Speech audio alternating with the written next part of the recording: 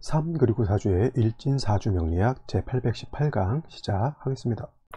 오늘은 양력으로 2021년 2월 1일이고요. 음력으로는 2020년 12월 20일입니다.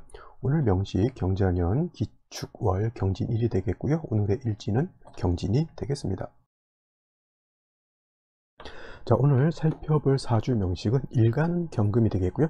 경금 일간이 태어난 월령은 축월이 되겠습니다. 축월의 경금은 어떻게 사주를 배합하고 어떻게 중화를 하는지 살펴보도록 하겠습니다. 사주라고 하는 것, 중화라고 하는 것이 굉장히 중요하다라고 말씀을 드렸고요. 중화하면은 두 가지를 생각해 볼 수가 있습니다. 왕쇠라고 하는 것, 그 다음에 한열이라고 하는 것을 중화를 시키는 것이 중요합니다. 어느 오행이라고 하는 것은 목화 토금수라고 하는 오행인데, 사주에 토가 너무 많아진다거나 내지는 사주에 금이 너무 많아진다거나 어떤 한 오행이 너무 많아지는 것은 좋은 것이 아니고요. 목화 토금수라고 하는 것이 오행이라고 하죠. 오행, 목화 토금수라고 이렇게 하죠. 이러한 오행들이 골고루 있는 것을 가장 좋게 여기죠. 그래서 이런 오행 구조, 모든 것을 갖추었다라고 해서 오행 구조이라고 하는데, 물론 이제 모든 오행이 있어서 구애되지 않고 장애가 되지 않는다라고 하면 이러한 오행이 모두 갖춰져 있는 것을 좋아라고는 하지만 꼭 한두 가지가 꼭 장애가 되는 그런 것들이 있습니다. 그래서 예를 들어서 용신이라고 하는 것도 있고 희신이라고 하는 것도 있지만, 기신이라고 하는 것이나 아니면 병신, 병이 되는 그런 글자들도 없지 않아 있거든요. 그래서 예를 들어서 용신이라든가 희신이 좀 왕해진다라고 하면 이 사주는 좀 좋아지는 것이고요. 기신이라든가 병신이라든가 이런 것들이 왕해지게 되면 사주가 중화를 잃게 되는 것이니까 매우 삶에 있어서 좀 어려운 삶을 이렇게 살 수도 있다라고 이렇게 말씀드릴 수가 있습니다. 그래서 오행이 모두 갖춰져서 중화가 잘 된다라고 하는 것은 요 기신이라든가 병신이 없다라고 하는 것인데, 솔직한 말로 사주를 볼 때 이렇게 기신이라든가 구신, 병신 같은 경우가 없는 경우는 거의 없습니다. 이런 경우는 없고요.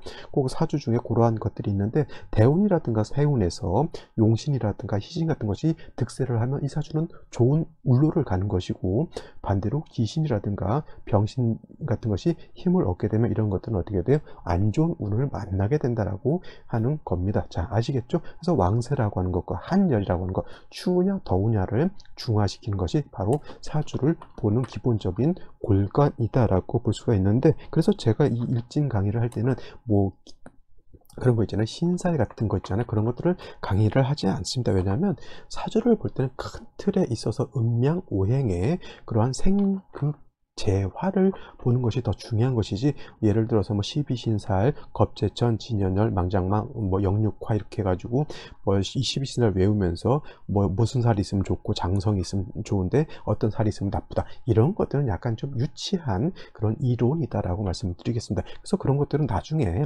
이러한 생극재와 이치를 좀 안 연후에 시간 남을 조금 배워보시고요. 그렇지 않으면 안 배우셔도 크게 문제되지는 않습니다. 내가 나중에 언젠가 한번은 신살에 대해서 간략하게 강의는 할 예정에 있지만, 굳이 그런 것들 신경 쓰지 않으셔도 될 것 같다라고 말씀을 드릴 수가 있겠습니다. 자, 경금에 대해서 알아야 되죠. 경금이라고 하는 것은 음양으로 구분하게 되면 양에 해당이 되는 것이고요. 그 다음에 금방 말했던 오행, 목화토금수라고 하는 오행으로 이렇게 보게 되면 경이라고 하는 글자는 금에 해당이 되죠. 천간 10개 중에서 7번째 글자에 해당이 되는 것이 바로 또 경금이다라고 말씀을 드릴 수가 있는데, 그에 대비되는 개념으로서 신금이라고 하는 것도 있습니다. 신금은 10개의 천간 중에서 경금 다음에 위치하는 글자가 되겠죠. 그래서 신금이라고 하는 것은 8번째 글자에 해당이 되죠. 제가 좀 또 말이 빨라지고 있습니다. 그래서 앞에다 천천히 하자라고 이렇게 써놨는데, 이게 성격이 그래서 그런지 말이 좀 빨라지고 있는데, 말이 좀 빠른 경우에는 이 배속을 좀 늦게 해서 좀 들으시면 되고요. 제가 말을 천천히 하는 경우는 별로 없을 것 같습니다. 그죠? 그런 점 이해해 주시고요. 자, 신금이라고 하는 것은 경금이 양이기 때문에 신금은 음에 해당되는 금, 이렇게 볼 수가 있습니다. 그래서 같은 금이라 하더라도 경이라고 하는 것은 양에 해당이 되고요. 신금이라고 하는 것은 음에 해당이 되죠. 양이라고 하는 것은 거칠고 강하고 그 다음에 크고 뭐 이렇게 격렬하고 이런 개념을 가지고 있죠. 그래서 경금이라고 하는 것은 일단 큰 금 이렇게 볼 수도 있고요. 그 다음에 단단한 금, 그 다음에 강철 같은 그런 금이 되겠습니다. 그래서 완철금이다라고 이렇게 표현하고 무쇠와 같은 원철과 같은 그런 개념의 쇳덩어리를 이렇게 생각하시면 될 겁니다. 근데 반면에 내일 또 공부하게 될 신금이라고 하는 것은 완철금이 아니라 경금이 단단하다라고 하면 신금은 조금 부드럽습니다. 그죠? 그 다음에 경금이 차갑다라고 하면 신금은 그에 비해서 약간의 온기를 가지고 있는 것도 신금이고 경금이 거칠고 투박하다라고 하면 신금은 매끈하고 좀 우아한 그런 금에 해당이 됩니다. 그래서 금, 은, 보석 같은 것이 신금이다라고 이렇게 볼 수가 있습니다. 또 경금이라고 하는 것은 무쇠 원철과 같은 거죠. 여러분들 원철 땅속에서 금방 철을 꺼내 가지고 우리가 바로 쓸 수는 없죠. 이런 것들은 제철소라든가 아니면 저기 뭐 대장간 같은 데서 불로 금을 달궈 가지고 이렇게 써야지만 그걸 쓸 수가 있습니다. 우리나라가 포항제철, 옛날에 포철인데 지금은 좀 다른 이름 바뀌었죠. 그 다음에 현대제철도 있고 광현제철도 있고 그 다음에 인천제철도 있습니다. 그래서 우리나라가 작은 나라지만 이런 제철소에서 그 쇠를 다스리는 그런 기술이 세계적인 그런 기술을 보유하고 있다라고 하고 또 그 쇠를 다스리는 그 기술 가지고 우리나라가 지금 현재 배를 만드는 조선업이 또 세계의 거의 선두 자리를 차지하는 정도의 기술을 보유하고 있다라고 합니다. 그건 다 뭐예요? 경금을 쓰는 직업들이죠. 단단한 무쇠를 갖다가 불로 달구어서 배도 만들고요. 그 다음에 여러 가지 군수용품도 만들죠. 탱크라든가 이런 것들도 만들게 되죠. 이건 다 무쇠를 갖다가 불로 잘 달구어 가지고 그런 기체라든가 이런 것들을 만드는 것이고 또 그 안에 이제 부속 같은 경우는 또 신금이 들어가는 경우도 없지 않아 있겠죠. 아무튼 금을 소재로 해서 하는 그런 사업들인데 경금과 신금이라고 하는 그런 차이가 있습니다. 그래서 경금이라고 하는 것은 아까 말씀드렸던 것처럼 화로서 단련을 해서 써야 되는 것이 바로 경금이라고 하는 것이고요. 화로서 경금을 다스린다라고 하는 것에서 화에는 양화인 병화라고 하는 것과 음화인 정화라고 하는 것이 있는데 경금을 실질적으로 다스릴 수 있는 것은 정화가 경금을 다스린다. 그 다음에 정화라고 하는 것은 경금을 다스릴 때 얘는 불꽃과 같은 것이죠. 대장간 같은 데서도 쇠를 갖다가 시뻘겋게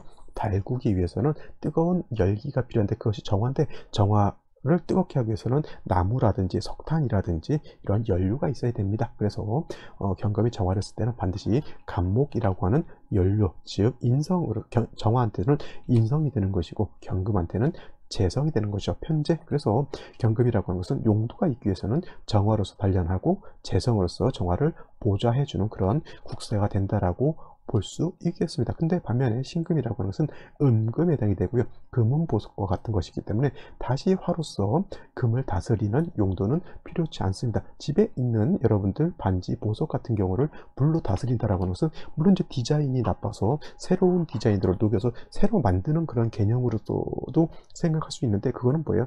그거는 이제 반지, 보석이라기보다는 그냥 금이라고 하는 원철의 개념으로 봐야죠. 그래서 그거를 다시 불로 다스려서 다시 새로운 디자인을 해서 새로 만들게 되면 그거는 경금이라고 하는 개념이 아니라 신금이라고 하는 것이죠. 그래서 경금은 정화로서 다스리는 것이 필요하지만 신금은 정화로서 다스리는 것이 아니라 이미 만들어진 금은 보석은 어떻게 돼요? 임수로서 잘 닦아야 된다. 도세주옥해야 된다라고 하는 것이 신금과 경금의 차이라고 볼 수가 있습니다. 그래서 경금이라고 하는 것은 아직 단련을 마치지 않은 금이기 때문에 정화로서 단련하는 것이 필요한 것이고요.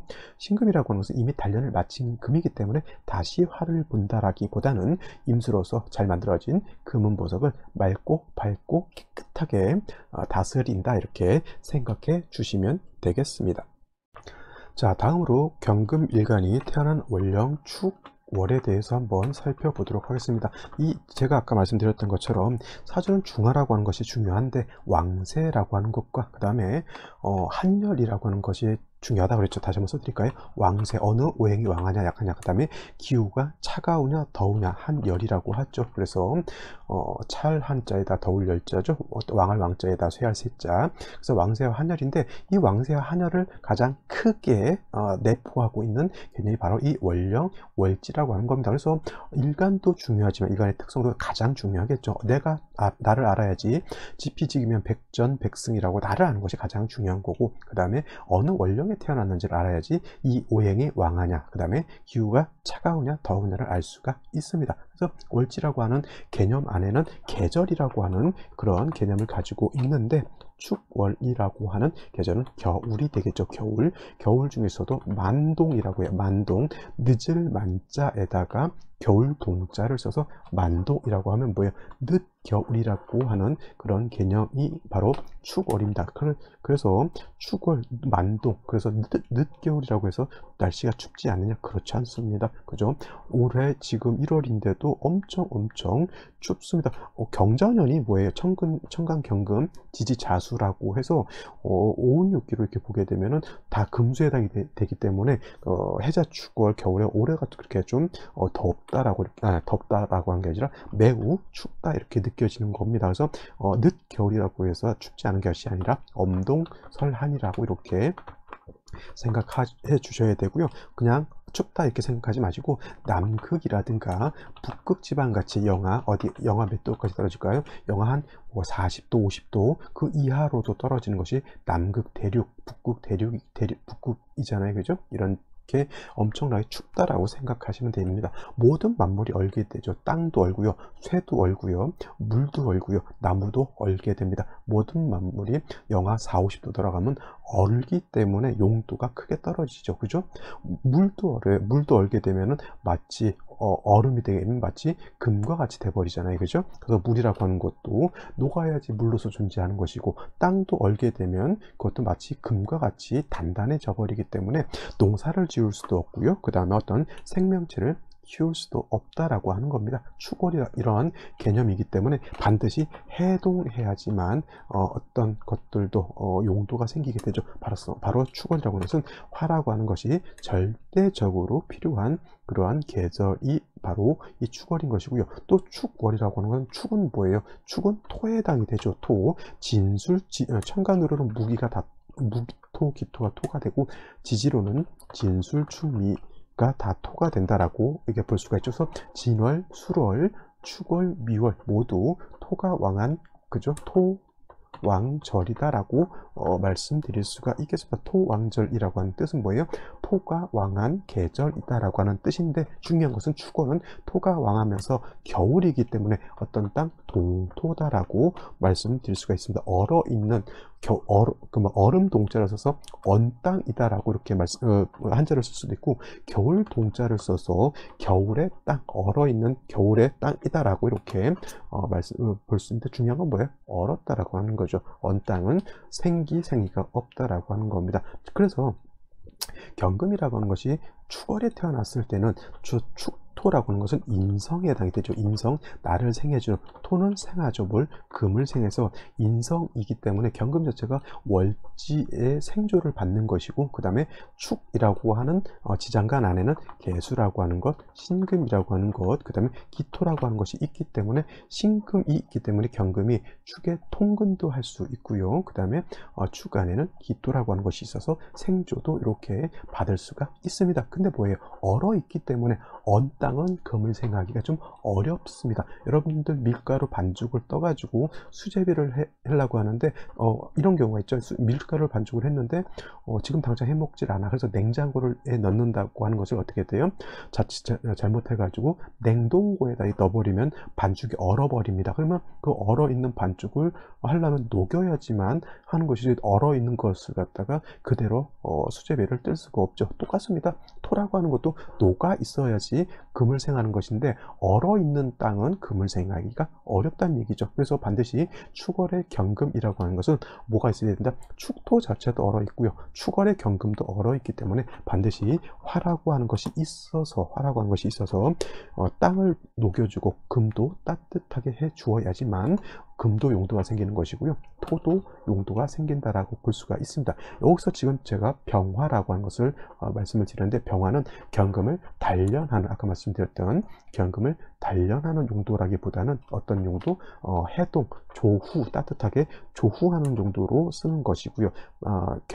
땅이 녹고 금이 녹아서 따뜻해지게 되면 정화라고 하는 것은 별도로 있어서 어떻게 된다? 견금을 단련해야 된다. 그래서 얘는 정관이고요. 얘는 칠살평관에 해당이 되죠. 축월의 견금이라고 하는 것은 이렇게 음화인 정화라고 하는 것과 그 다음에 양화인 병화라고 하는 것 두 가지를 모두 필요로 하다라고 말씀드릴 수가 있겠습니다. 이렇게 되면 이걸 갖다가 관살혼잡이라고 해서 안 좋게 볼 수도 있겠지만, 이건 관살혼잡이 돼서 안 좋은 것이 아니라 오히려 관살혼잡을 희한다라고 해요. 희한다.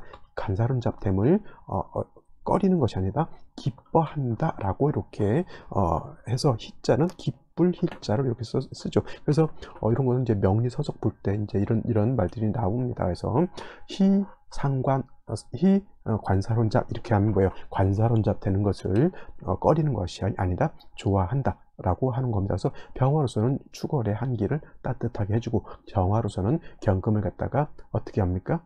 단련하는 용도인데, 중요한 것 축월은 토가 왕하기 때문에 병화든 정화든 힘이 좀 약하다라고 하는 거예요. 그래서 지지로 인목이라든가 사화라든가 오화 등에 이렇게 뿌리를 두는 것이 매우 중요한데, 뭐 경오 이렇게 있어도 나쁘지 않겠죠. 그 다음에 경인 이렇게 있어도 나쁘지 않습니다. 선생님, 경사는요 견금이 양간이기 때문에 사화가 오기가 좀 어렵죠. 그래서 경인 내지는 경오 이렇게 있거나, 아니면 뭐 다른 지지에서 뭐 병오 이렇게 있어도 나쁘지 않을 겁니다. 병인 이렇게 있어도 나쁘지 않을 거고요. 그래서 병화 정화가 약하기 때문에 지지로 인사오 등이 있어서 정화 내지는 병화에 뿌리를 둔다라고 하면 병화는 축월의 기호를 따뜻하게 하죠. 뿌리를 얻었죠. 그 다음에 정화는 간목에 생주를 받아서 견금을 능히 단련할 수 있다라고 하는 겁니다. 그래서 명리서에 뭐라고 했냐면, 견금이 축월에 태어났는데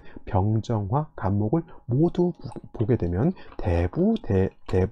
대귀한다라고 이렇게 책에 써 있습니다. 대부대기라고 하는 것은 불을 크게 얻고 귀를 크게 얻는다라고 하는 거죠. 그래서 사주 중에서 이걸 뭐예요? 상상지명이라고 합니다. 원래 상명이라고 하는 것은 좋은 명주를 상명이라고 하는데, 그 상명 중에서도 더 위에 있다라고 하는 것이죠. 그래서 대부대기 상상지명의 사주가 될 수 있다, 이렇게 정리를 해둘 수가 있겠습니다. 축월의 견검은 이렇게 배합을 하는 겁니다. 아시겠죠? 자, 오늘의 명식을 보고요, 생시를 보고요, 마치도록 하겠습니다.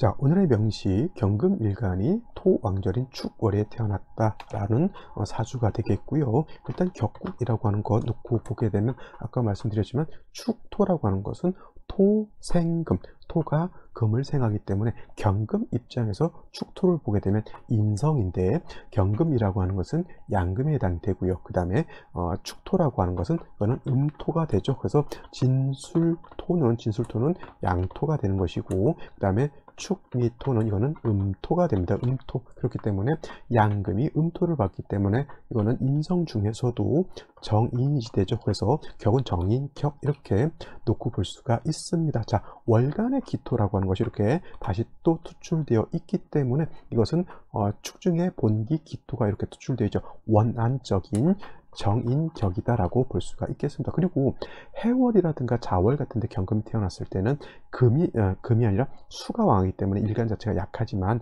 축월은 견금이 임묘한다 손치더라도 토의 생주를 받고 월지의 견금이 통근했기 때문에 일간이 뿌리를 얻었습니다. 그래서 해자월의 견금보다는 축월의 견금이 세력이 더 있다, 이렇게 볼 수가 있겠고요. 그 다음에 연간에도 이렇게 견금이 다시 있어서 이건 비견이죠. 비견이 있어서 일간을 또 도와주기 때문에 이 정도 되면 일간은 약하지 않다, 이렇게 볼 수가 있겠습니다. 연지에 자수가 이렇게 있게 되면 이것도 자축은 뭐가 되죠? 합토가 되기 때문에 인성이 너무 오히려 많아진다라고 볼 수가 있습니다. 일지를 보게 되면 진토가 있죠. 이렇게 되면 오히려 아무리 경금이 축에 뿔을 둔다 하더라도 모왕자쇠가 될 수 있다. 모왕자쇠, 인성이 너무 많다라고 하는 뜻이고, 만약에 생시에서 무토 같은 것이 투출하게 되면 이건 모왕자쇠를 넘어서 토후 매금도 될 수 있는 그런 사주가 됩니다. 이렇게 되면은 자, 3주까지만 놓고 봤을 때 일간 자체는 약하지 않다라고 보더라도 뭐예요? 일단 추운 날씨를 조금 따뜻하게 해야 되는 것이고, 그건 뭐예요?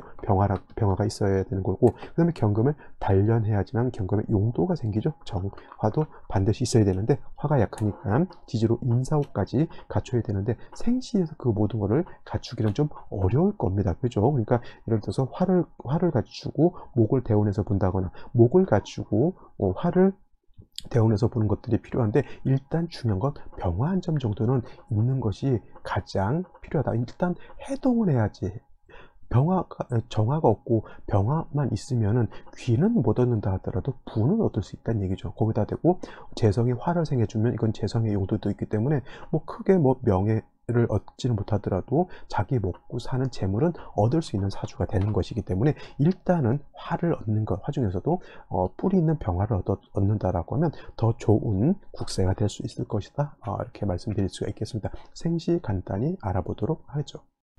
자, 생시에서 제가 화를 봐야 된다라고 했는데, 화를 볼 수 있는 건 뭐냐면 병화 정화가 여기 있죠. 그 다음에 인중병화도 생각해 볼 수가 있겠고요. 그 다음에 사시, 오시, 병술, 정해까지 이렇게 모두 볼 수가 있는데, 이 중에서 의미가 없는 생시가 하나 있어요. 그죠? 정해시 같은 경우는 제가 봤을 때 큰 의미는 없습니다. 왜냐하면 정화 같은 경우는 간목이라든가 지지로 인사호 등의 뿌리가 있어야지만 쓰는 것인데, 정해 같은 경우는 아무런 뿌리가 없기 때문에 있어도 큰 의미는 없다라고 볼 수가 있겠죠. 병자시 같은 경우도 좀 안타까운 게 뭐냐면, 병화가 투출되기는 했다 하더라도, 그죠?